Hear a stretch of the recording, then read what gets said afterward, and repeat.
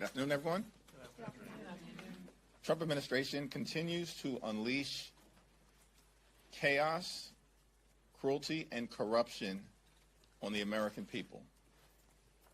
Donald Trump and extreme MAGA Republicans have been a complete and total failure, domestically and internationally. Donald Trump promised that on day one of his presidency, he would end the war in Ukraine. He promised on day one of his presidency, he would free the hostages to bring about peace in the Middle East. And Donald Trump promised that on day one of his presidency, costs would go down in the United States of America. None of it has happened. Instead, costs in the United States of America aren't going down, they're going up. Donald Trump and extreme MAGA Republicans are crashing the economy in real time and driving us toward a possible recession. Donald Trump and House Republicans have not done a single thing to lower the high cost of living in the United States of America. Not a single thing. Instead, Republicans are trying to jam this one big, ugly bill down the throats of the American people. The GOP tax scam represents the largest cut to Medicaid in American history. It's an all-out assault on the health care of the American people. Children, families, people with disabilities, seniors, veterans will all be hurt by the GOP tax scam. Premiums, co-pays, and deductibles will go up for tens of millions of Americans. Hospitals will close. Nursing homes will shut down. Community-based health clinics will be unable to operate. And because more than 16 or so million people in America will lose their health care, people in this country will die. That's what Republican governance has brought to the United States of America. The GOP tax scam will also cut nutritional assistance from the American people. Children and seniors and older Americans will literally have food ripped away from them. And this all-out assault on health care, this all-out assault on nutritional assistance is being done by Republicans so they can provide their billionaire donors with massive tax breaks that they don't need and don't deserve.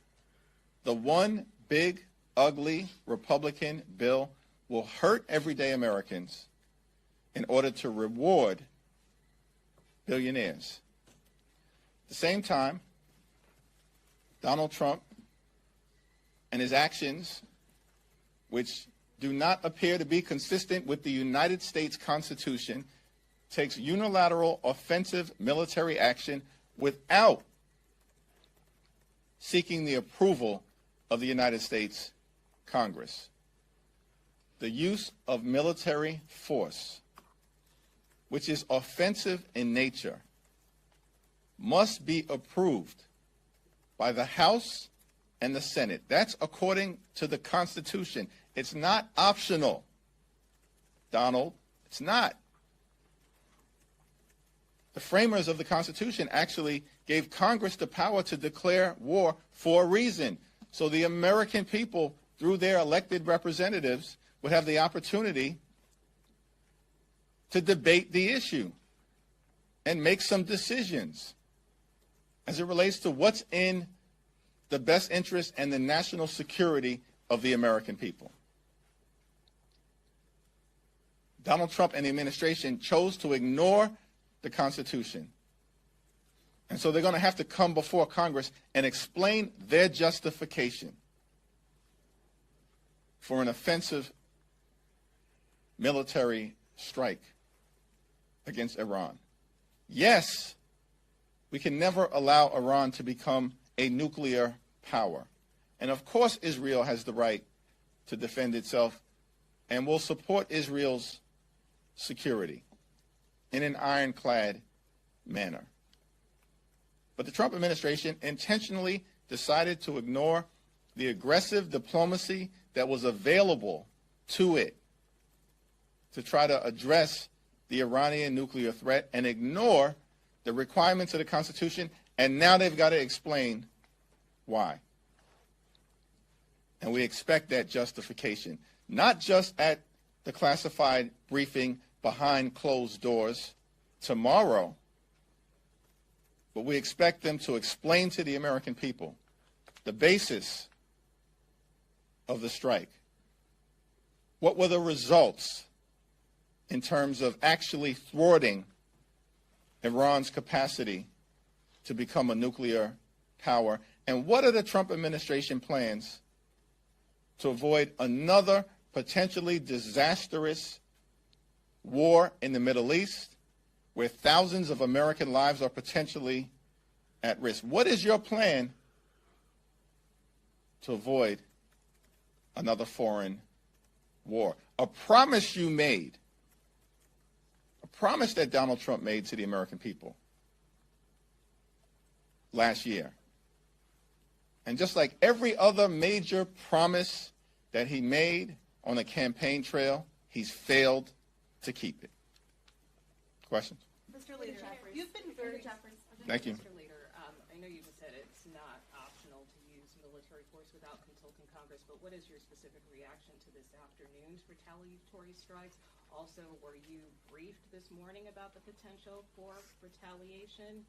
And lastly, have you been given any updated intelligence assessment about what damage may or may not have occurred from Saturday's strikes? On Saturday, at the highest levels, I communicated to the White House that it was my expectation that we would have a Gang of 8 classified briefing immediately to discuss the military strike on Iran, the potential for retaliation, as well as to probe the basis and justification for the offensive military action, and to understand the damage that was actually done and whether reports are accurate that Iran may have moved significant amounts of their enriched uranium in advance of the strike, which would effectively allow them to remain in a position to become a nuclear power. That Gang of 8 briefing has not taken place. So the question is, why not? What is the administration hiding from the elected representatives of the United States Congress if they're willing to stand behind their actions? Now, our thoughts, prayers, and our full support will continue to be behind the members of the United States military who are in harm's way throughout the Middle East. That's unwavering and unequivocal support for our service men and women in the military throughout the Middle East. That is different than making sure that the Trump administration in a democracy follows the law, follows the Constitution, and does what's in the best interest of the national security of the American people. Thanks. Back row. Leader Jeffries, would you support the Rokan on War Powers resolution? I haven't taken a look at it. Leader Jeffries, Speaker Johnson just said that now is not the, quote, appropriate time for that resolution. What's your response? And also, do you expect to receive another briefing from the White House? What have they told you? We haven't gotten an initial briefing from the White House. All we received from the White House was a so-called courtesy call with no explanation as to the rationale for the decision that was taken that could have serious consequences for the American people.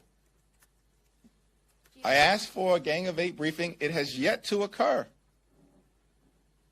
And it's not clear to me what the administration is hiding from the Congress and from the American people. If they have a case to make, come up to Capitol Hill and make it. In terms of the War Powers Act resolutions, because House Republicans changed the rules in this Congress, those resolutions would ordinarily be required to be presented for an up or down vote within 48 hours because they were privileged in nature. For some reason, House Republicans don't want to have a full and comprehensive and swift debate on the War Powers Act issue before the American people. So they've changed the rules such that the resolutions aren't even eligible for a debate on the House floor until several weeks from now. That's outrageous. And House Republican leaders are going to have to explain that to their own base, which also does not want to see another dangerous, potentially disastrous Middle Eastern war. Mr. Leader, you've been very clear in your position that Congress should have authorized, that military action should have been authorized through Congress. If the Commander-in-Chief had sought congressional approval here, would you have given it to him?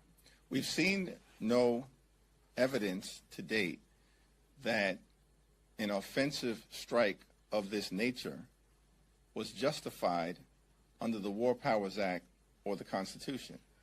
But the whole reason for the Trump administration to undertake that process is to come up to Capitol Hill and convince the American people and their elected representatives in the House and in the Senate.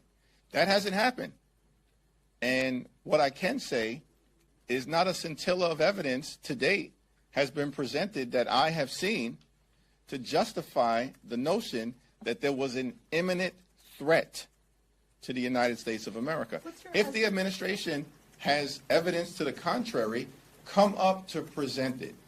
We're not hard to find. I'm not hiding. And we've asked for a Gang of Eight briefing. Tomorrow, there will be an opportunity for every single member of the House to hear the information from the administration, and hopefully they will present it in a manner that's comprehensive. It will be probed, it will be tested, it will be aggressively pushed back against, and then we'll see what the outcome is after that classified briefing. Up until this point, what is your estimation of how close Iran has been to obtaining a nuclear weapon? That's a question that the administration is going to have to provide to us and to the American people. Mr. Leader. And from the back. Yeah, Leader Jeffries, you clearly think President Trump's actions here were unconstitutional. So what are you and other Democrats going to do to hold him accountable, if not a vote on the War Powers resolution? I clearly think that there's no basis that I've seen to justify his actions that involve in running the United States Congress. The Trump administration will have an ability to try to convince members of Congress on both sides of the aisle that it was a justified action and ultimately convince the American people. And that will begin tomorrow, and we'll see what happens from there. There's no evidence that I have seen to justify the military strike that took place in the absence of securing congressional approval. Leader Jeffries, thank you for taking my question. There are some members in your conference that have suggested impeaching President Trump over these Iranian strikes. Impeachment has come up not just from AOC, but other members. Is that a tool on the table for you if you were to take back the House? I think what's on the tool, a tool that's on the table right now is to continue to demand that the administration present itself before the United States Congress and make the case to the American people as to why this extraordinary step has been taken. That's step one. Step two is for the War Powers resolution, whether that's the one that has already been introduced or others that may subsequently be introduced, for those resolutions to be debated on the House floor, as should have occurred already. And then we'll see where we're at thereafter. So you're not taking any calls for impeachment seriously right now? This is a dangerous moment that we're in, and we've got to get through what's in front of us. And what's in front of us right now is the Trump administration has a responsibility to come to Congress, justify its actions, for which we've seen no evidence to justify its offensive strike in Iran, and we also don't even know how effective the strike has been. There's zero evidence that I've seen that the nuclear program was completely and totally obliterated, as Donald Trump has claimed. No evidence that has been presented to Congress to suggest that that has occurred. Let's see what happens at the classified briefing tomorrow. Thanks. Second round. Thanks for taking my question, Leader Jeffries. What's your level of concern that this conflict could escalate and other countries, more powerful countries, could get involved? The approach that was taken by President Barack Obama, which I strongly supported, to prevent Iran from becoming a nuclear-capable power, which is a goal that all of us should share, and I do, is aggressive diplomacy. When President Obama entered into discussions to try to secure a nuclear agreement to prevent Iran from becoming capable of developing a nuclear weapon, it was a discussion that involved diplomacy from the United States, Great Britain, France, Germany, Russia, and China, all at the table, entering into an agreement that took Iran's capacity from racing to a nuclear weapon from inside of 3 months, which is where it was at the time, to outside of a year. Everyone agreed that Iran was complying with the agreement that had been reached, which had its flaws, but was working as it had intended to significantly push back Iran's capacity to break out and develop a nuclear weapon. Donald Trump comes into office, and because he's such a hater, particularly as it relates to all things Barack Obama, he pulls out of the agreement, even though Donald Trump's own administration, his own national security apparatus, his own Department of Defense confirmed repeatedly that Iran was adhering to the agreement. When Barack Obama was president and when Donald Trump was president the first time, Donald Trump pulls out and set this whole situation that we're in right now into motion. On Friday, Donald Trump says, we're going to allow for the next 2 weeks to occur so that we can pursue a diplomatic resolution. He lied to the American people, turned around, and without congressional authorization, launched an attack that does risk the possibility of further United States entanglement that will cost us trillions of dollars and thousands of lives if it goes the way of the failed war in Iraq and the challenges that we had over a 20-year period of time in Afghanistan, notwithstanding the fact that our involvement in Afghanistan was clearly justified because we had to take out al-Qaeda and the Taliban who were housing them. These Middle Eastern situations are rough situations. The American people see this clearly, which is why one can't just simply unilaterally decide to potentially entangle us in another conflict. It's the purpose of the constitutional provision, I think, Article 1, Section 8, Clause 11. If I'm wrong, someone will point that out immediately. There's a reason for it. And Donald Trump chose to abandon it. Thank you, Mr. Leader. House Republicans, including Derek Van Orden and Byron Donalds, have suggested that the Trump administration was justified in not providing the briefings that you've asked for because the information would be leaked. They say that members would leak to the press and that the Trump administration was correct to keep this information secret. What's your response to these Republicans who say that you all would have leaked the information, classified information, had you received it in the manner that you requested The it? Trump administration can't point to a single example of a Gang of 8 briefing being disclosed to the American people in a manner that would have created harm to the United States of America.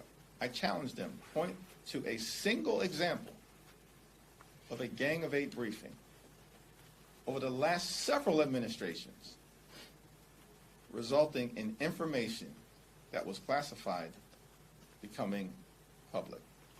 What is the administration hiding? And by the way, the strike has already occurred. On Saturday, at the highest levels, respectfully request of the White House to provide an immediate Gang of 8 briefing. And it still hasn't happened.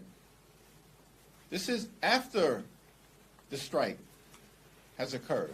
Come up to Capitol Hill and justify your actions. Justify the fact that you may be taking us to a war that your own people in the MAGA verse don't want. Your own people. And you have a responsibility to explain that to the American people, and so far they failed to do it, even at the highest levels of congressional leadership. Throughout the last 20 years, presidents have consistently used sort of unilateral executive authorities to counter strikes like this, including President Biden against the Houthis, President Obama in Libya. What makes this moment different? Question is, what was the imminent threat to the United States of America? And there's been no evidence to present an imminent threat. Now, if the administration believes that it existed, then they have an opportunity to present that to the American people and to Congress as the elected representatives of the American people. Up until this point, they've not provided any evidence of an imminent threat. The only suggestion has been that we can't allow Iran to become nuclear capable. We agree. That's been a consistent position of Democrats and Republicans for decades. And the question is, what justified this particular action, and was it even successful in completely and totally obliterating Iran's nuclear program, as was represented by Donald Trump to the American people? Did Donald Trump tell the truth? Or is he lying again? Last question. Leader Jeffries, one, have you spoken with other officials back home in New York City about the potential harm that could come to the area with these latest strikes from Iran? And then I also just want to get your thoughts on the latest polling as the New York City mayor race is set to start off tomorrow. There's a high degree of concern as it relates to just the climate of political violence that exists, and that's something that we need to decisively deal with here on Capitol Hill. This should not be a Democratic or Republican issue. Every single member of the House and the Senate should be able to do their job free of the threat of political violence to themselves and to their families. And that's going to require the House taking decisive steps in terms of increasing the resources available to keep members of Congress safe so we can actually effectively represent the American people regardless of party affiliation or political ideology. In terms of specific threats, I'm confident that the NYPD, the police commissioner, working with the leadership in New York City and New York State, they're taking appropriate steps to keep everybody safe, particularly areas that are sensitive in terms of the potential to be targets, whether those are houses of worship, synagogues, shuls, mosques, or other affiliated religious institutions during a time of great challenge. In terms of the mayor's race, it's going to be close, it appears. And I've said this is in the hands of the people of New York City, and we'll see what the outcome is. But I think at this moment in time, no one can credibly predict who the winner will be until all votes have been cast. Last minute endorsement? I'm going to pass on that one. Thank you all. Thank you.